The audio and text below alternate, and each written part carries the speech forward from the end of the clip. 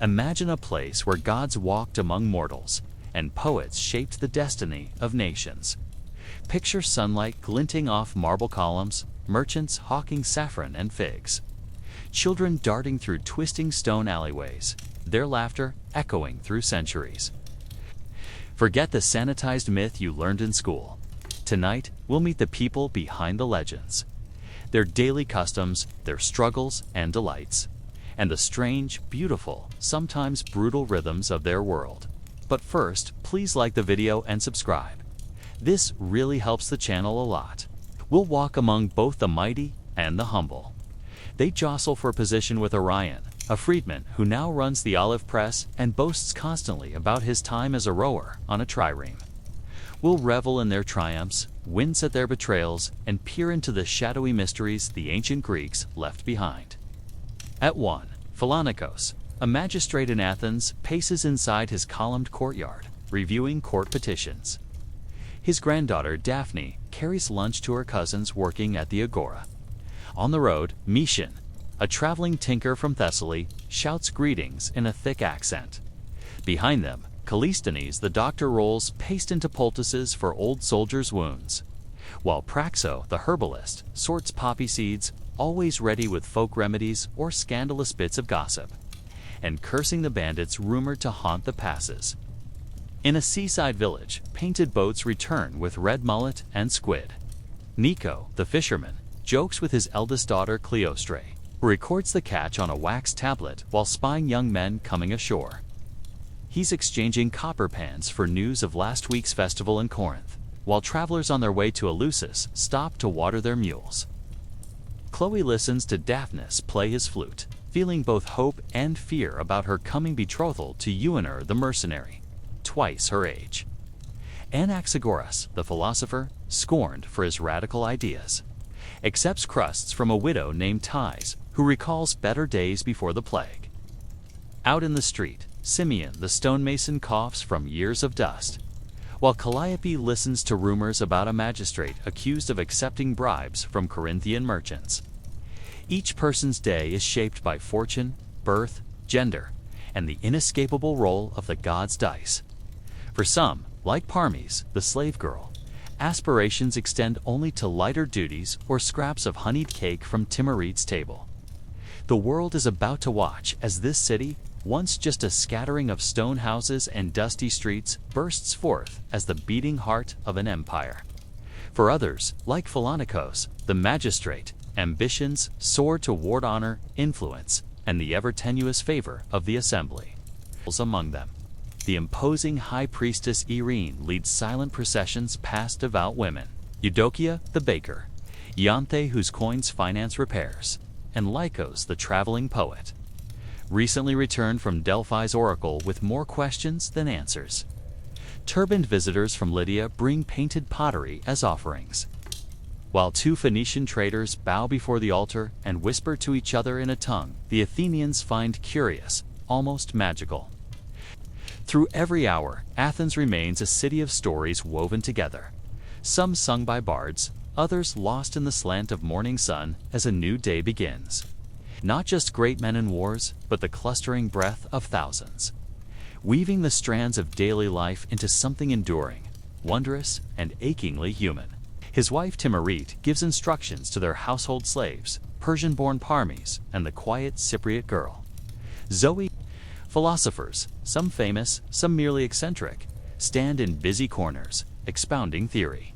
The young men, Dion and Sostrate, debate at the wrestling ground, flexing muscles and quoting Theognis between bouts. As slaves sweep the sands smooth at every pause, Stein the spice seller arranges cinnamon beside rare peppercorns from the east, boasting to Euenor, the retired mercenary, about a shipment from Egypt. Meals are simple but shared, laughter, praise for the gods, and old Clymene's cautionary tales about the wickedness of Sparta. If the family has wine, it's thin and mixed with water, relished by all except little Anthea, who sneaks sips when no one is watching. In one cramped studio, Sostratos, the vase painter, argues with his brother Lysias over the best colors for depicting Apollo's lyre. Next door, twin sisters Calliope and Polyxena cut and dye wool, singing in harmony. Above them, on a precarious balcony, a Corinthian playwright named Zeno scribbles furiously, pausing only to throw olive pits at loud street hawkers below. Lamia, a renowned perfumer, sprinkles rosewater on cloth napkins for well-dressed ladies, hoping to outshine her rival. The burly Erix from Rhodes, who sells pungent scented oils to sweating athletes from the gymnasium. In the shaded peristyle, little Hermogenes recites Homeric verses to impress his tutor. Theocritus, a philosopher's nephew who never misses a chance to expound on logic while sipping watered wine. And as our journey closes, we'll ask, how does Greece still shape our hearts and histories today? Behind these familiar images of ancient Greece, a cradle of Western thought, a birthplace of democracy, lies another world. One teeming with secrets, rituals, rivalries, and lives both extraordinary and everyday. Tonight, settle in with History Banana as we unravel the truths and untold stories of ancient Greece. And eager, having come from a distant Dorian town to learn the craft. Melita's mother, old Clymene, aches in her bones, but still insists on grinding barley into meal, her wrinkled hands moving with practiced speed. Even outside, Puon, a slave bought at the agora years ago, tends the goats. He hums a tune from his native Thrace, a song no one else in the family understands. Ready? Let's set sail, not with a hero's armor, but with the curiosity of a traveler eager for wonder. Imagine sunlight breaking over the rugged hills of Attica.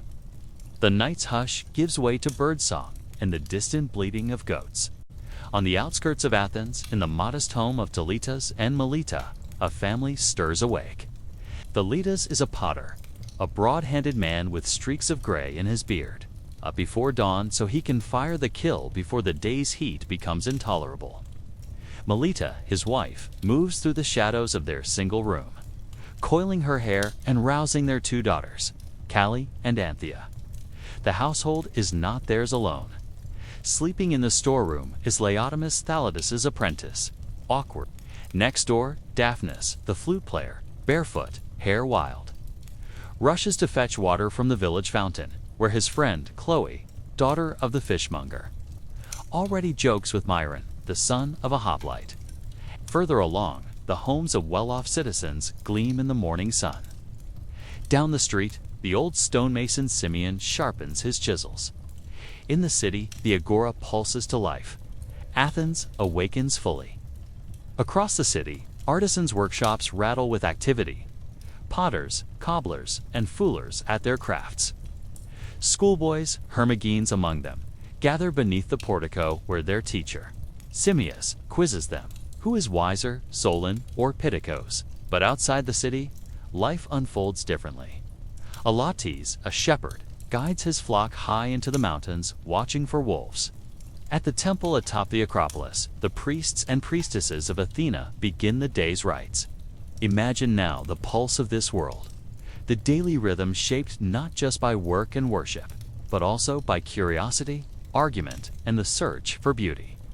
Melita's family eats breakfast, barley bread dipped in goat's cheese, olives, figs, and sometimes dried seaweed if the haul was poor. But Athens is not all sunlight and harmony. Pion the slave wonders if he will ever see his homeland again.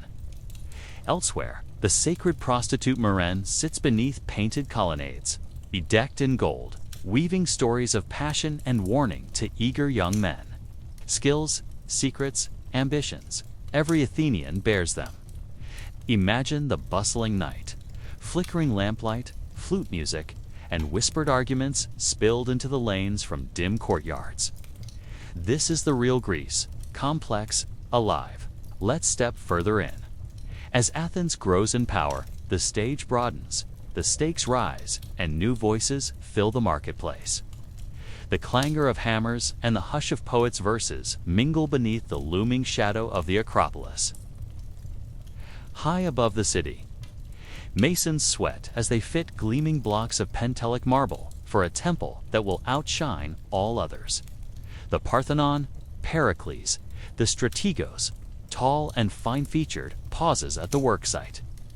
conversing with Phidias, the master sculptor whose mind is as intricate as his carvings. A fleet has just returned from the islands, led by General Nicomachos, his voice still hoarse from battle cries. Wounded men are carried through cheering streets, some wear garlands, others bear bandaged limbs or hollow stairs. Aristeia, the healer, trained in the temple of Asclepius, mixes her herbs beside her apprentice, young Damaskos, who wonders whether leeches or prayers are more effective for fevers.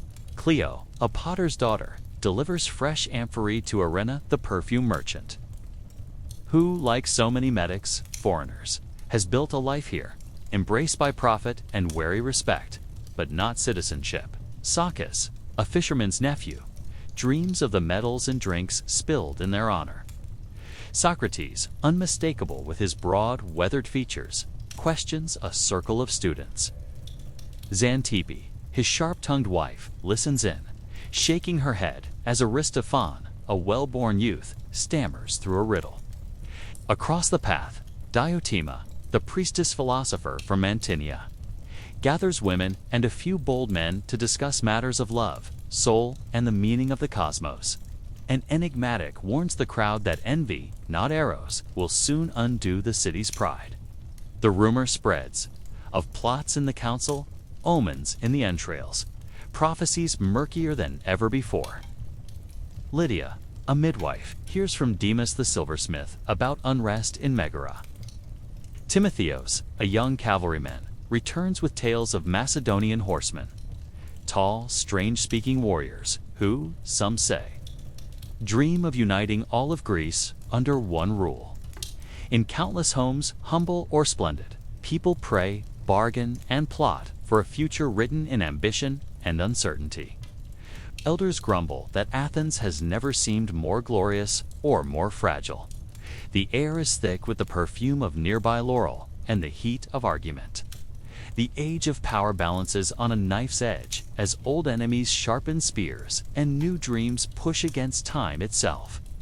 Foreigners, Lydians, Scythians, Egyptians, Etruscans mingle in wine shops, sometimes eyed with suspicion, often envied for their sheer novelty and their well-lined purses. At the edges, an old Egyptian scribe named Horemheb, companion to the philosopher Anaxagoras, drinks quietly, exchanging proverbs with Greek petty thieves who try and fail to trick him. Glycys hopes these battles won't carry him away as they did her brother, lost in the campaign against Aegina. Dancers whirl in torchlight. Neaera, famed for her pirouettes, captivates foreign envoys and young citizens alike. Phidias's colossal Athena waits, half-shrouded to awe all who enter, though the workers whisper of curses and rivalries, and worry, when the wind howls, that no mortal hand should shape the divine.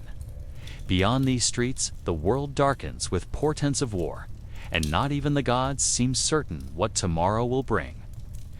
Musicians play the lyre and aloes as guests sip sweet wine, tell epic tales, and recite biting verses from Aristophanes, each life unknown to history's scrolls. Lends shape to the legend, whose satirical plays will soon provoke laughter, and sometimes outrage in the crowded theaters. Around them, apprentices from Rhodes split stone, engineers from Syracuse measure lines in the dust, and Lydian metalworkers debate the best blend of bronze for Athena's outstretched spear. In ramshackle tenements by the wall, Phoebe, a widowed weaver, counts her meager coins, worries over rising olive prices, and prays that her youngest Telamon will not be drafted for a distant campaign. A pack of orphan boys, Nicias, Gorgos, and quick-fingered little Elitzes, slip unnoticed through the marketplace, snatching fruit, arguing over which temple to sleep behind and which guards to avoid. Not far below, throngs filled the Nyx. Alcibiades, ambitious and dazzling, leads a cluster of friends and would-be lovers through moonlit gardens, whispering plans for war or seduction or revolution. Hermas, an old servant, wonders how the young men's games will change the fate of families or the city herself. The assembly is in session, and voices echo across the bright air. Free citizens only, their robes dusty, faces tanned by sun and debate. Polydamas, a shipwright son, delivers a passionate argument to the crowd. Should Athens send aid to embattled Miletus or strengthen its city walls? Alexius, a would-be pancratiast, spars with the dashing Antimachus, grooms the race horses that will soon thunder in the hippodrome. The daughters of magistrates, Laodice and Philomela, watch from shaded benches, one scribbling victory odes, the other quietly sketching the wrestler's forms, dreaming one day to sign her name as an artist. Off to one side, the old wrestler, Manon, now too battered to compete, limps among the boys, offering hard-earned wisdom, while Mantheus, a Thracian stable boy, his old rival, Stentor, a pepper merchant, scoffs. The young want glory. The old fear hunger. Spend the silver here, he roars, not on distant dreams. Behind them, old Anthea, the washerwoman, listens with sharp eyes, nudges her cousin Melanion, and murmurs, "From the city walls, look outward, cross the harbors of Piraeus. Black ships crowd, their sails fluttering. At the gymnasium, under tall plane trees, youthful men train for the Panathenaic Games. Not all glory lies with men." The city moves to rhythms ancient and new. At twilight, the philosophers emerge along the shaded walk of the Lyceum. Night in Athens spills gold across white marble. Feasts for Athena's festival win toward riotous laughter in wealthy villas. But not everyone enjoys the city's splendor. In the shadows of grandeur, politics and secrets tangle. Temples glow with flame and song. The priest of Poseidon, stern Laostians, pours wine on marble in exchange for safe voyages, while Nisa, the oracle, veiled, up at the Piraeus, torches bob as traders unload. Phoenician glass, Egyptian grain, Babylonian textiles, and Syrian spices. Meanwhile, news and gossip soar faster than the city's pigeons. Above it all, the Parthenon rises, unfinished but already magnificent. A promise to the gods and 2 generations yet unborn. As night deepens and lamps flicker low, Athens dreams of greatness. So passes another day in the heart of Greece's golden age. In this tapestry, woven from statesmen, slaves, merchants, outcasts, and sages, each thread matters. And now, with Athens at the height of its pride and promise, listen as distant thunder mutters from the north and east, and the city tilts towards its epoch of challenge and transformation. Across the marble streets, a strange chill has settled. The grand festivals and bustling assemblies of old have grown tense, shadowed now by suspicion. In back rooms and torchlit corridors, city elders whisper of omens ignored, while travelers' tales, collected in smoky taverns by the docks, grow more ominous by the night.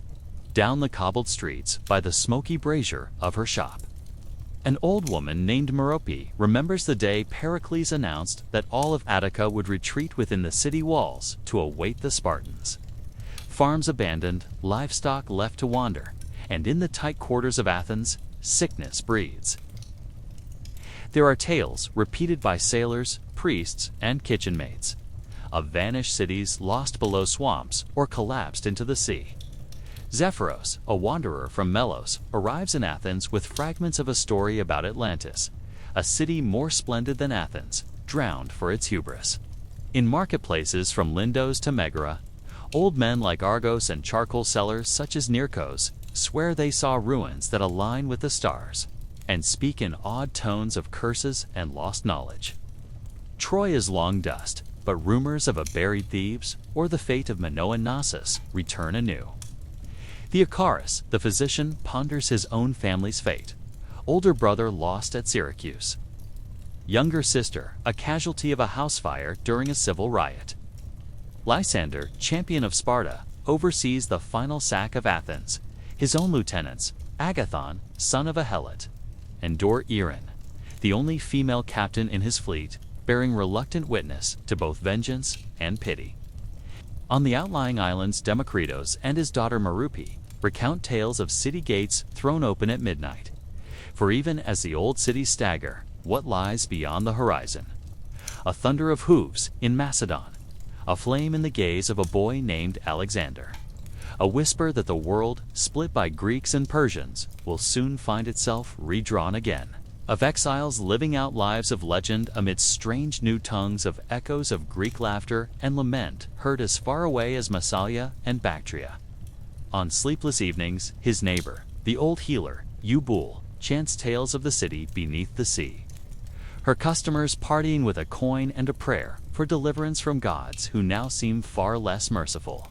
In battered houses, voices of all stations, merchant, poet, physician, slave, share tales of grand betrayals and vanished splendor.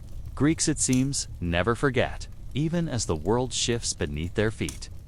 Theorists in Alexandria, like Hecataeus and his assistant Maya, argue over lost labyrinths, while home in Athens, only graybeard Eucles will insist he remembers, as a child, the day an earthquake swallowed the little fishing village south of Sunion.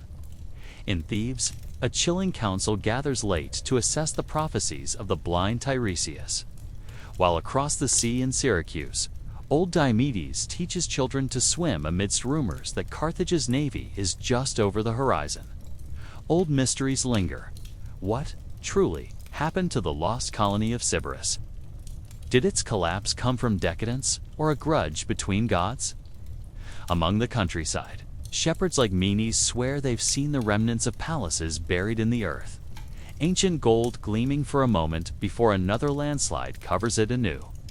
Priestesses in Delphi, like the enigmatic Fana, trance and murmur warnings of land-swallowing waves, while plain old Philomela, farmer's wife and faithful worshipper, quietly sets aside offerings, hoping to ward off what the seers fear but can't name.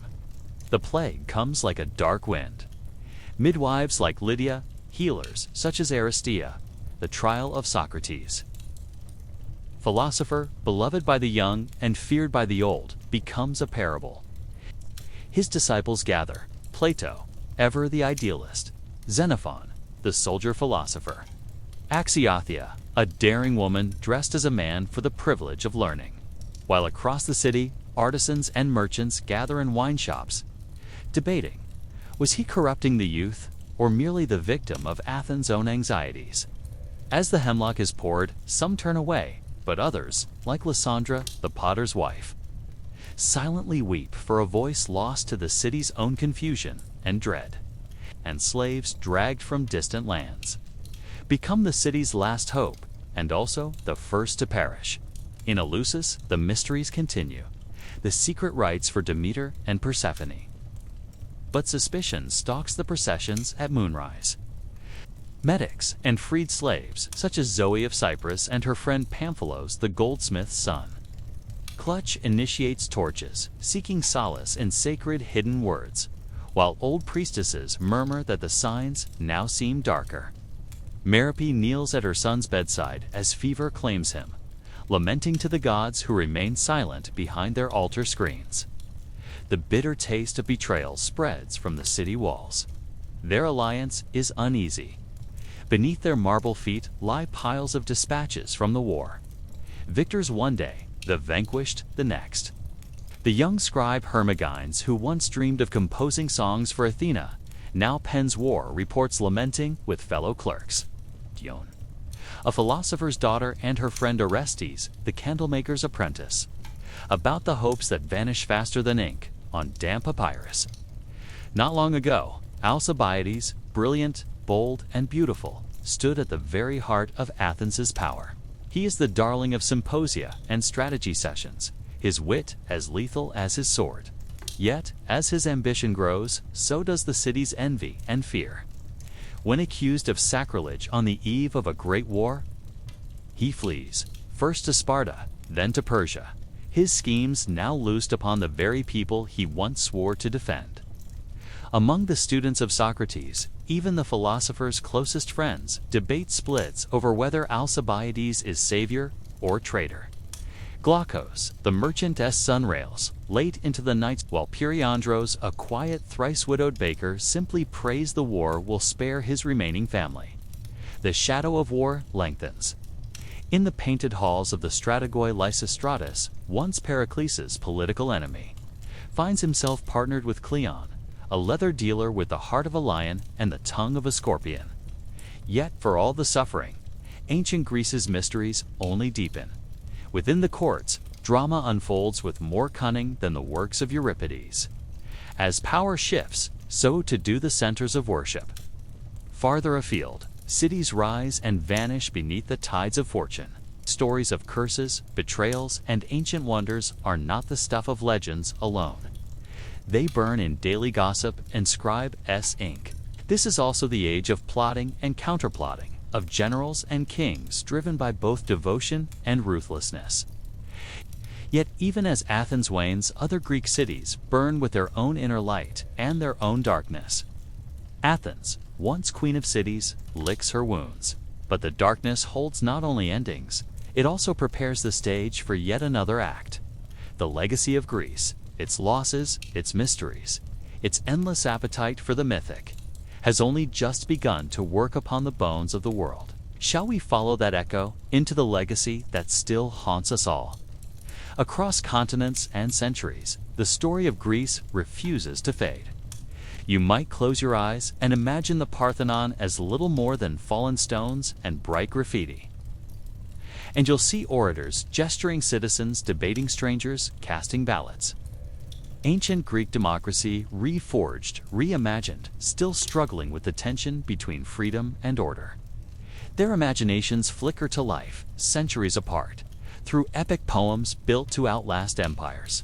When an astronomer traces a comet's arc, or a doctor recites the Hippocratic Oath, the legacy of Greek curiosity whispers in every method and every vow. And throwers striving for excellence, all bathed in the same olive oil sheen as ancient athletes on the field at Olympia. The laurel wreath may fade, but the thrill of friendly rivalry endures, from bustling cities to remote villages.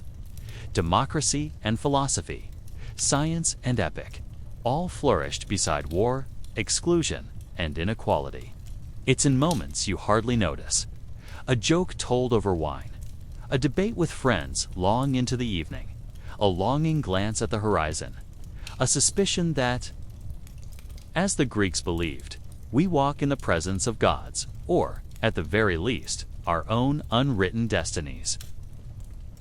The Greeks, for all their achievements, struggled with slavery, with the oppression of women, and with destructive rivalries that tore their homeland apart. Their story is a reminder that progress is never straight. Every bright age is shadowed by failure. Every golden century pays a price. In every place where curiosity outpaces fear, where questions overcome silence, Greece breathes anew. The old gods may wander in disguise, the philosophers may blend in with morning commuters, but the conversation still ripples. What makes a good life? The myth, the madness, the reason, the ordinary wonder. They're not sealed in tombs or textbooks. If you enjoyed the journey, please give this video a like, hit subscribe, and ring the bell so you never miss another trip through history's hidden corners. Share your thoughts in the comments. What surprised you most about the world of ancient Greece? They are with us, in speech and song, in justice sought, in stories retold. In every human heart that dares to ask its own questions, how do we find justice? What draws us to beauty? Aristotle's logic, Euclid's lines, Archimedes' Eureka. These are not merely memories. They are the blueprints of our world's reasoning. Writers everywhere, from Shakespeare to Toni Morrison, borrow Greek archetypes. The tragic hero who dares too much, the wanderer torn between duty and desire, the right to question, dissent, and seek justice. These stubborn ideals were first kindled fitfully, under the shelter of Athenian olive trees. But listen closely. There are echoes of ancient Athens and Sparta rumbling through the entire modern world, whether we recognize them or not. Walk through the city squares of Europe and the Americas, through the bustling parliaments of Canberra, Nairobi and Ottawa in the classroom. Bright-eyed children recite the adventures of clever Odysseus, the courage of Hector, the wit of Penelope. In labs and observatories, the rational flame of Greek science still burns. See how the Olympics awaken every 4 years, resurrecting fierce fair play and celebration of the body. runners, wrestlers, swimmers, art and architecture. 2. Bear the Greek fingerprint. Notice the marble columns of courthouses, museums, concert halls, and libraries.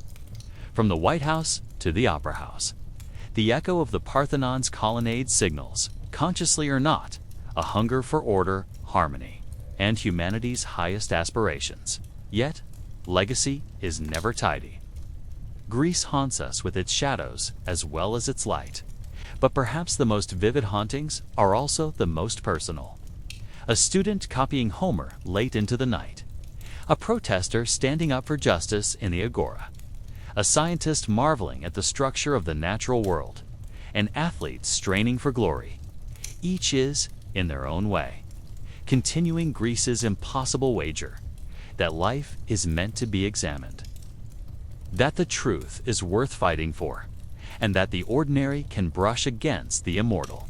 Look around, children skipping rope, elders telling stories, students scribbling in park notebooks, artists sketching columns crumbled by time.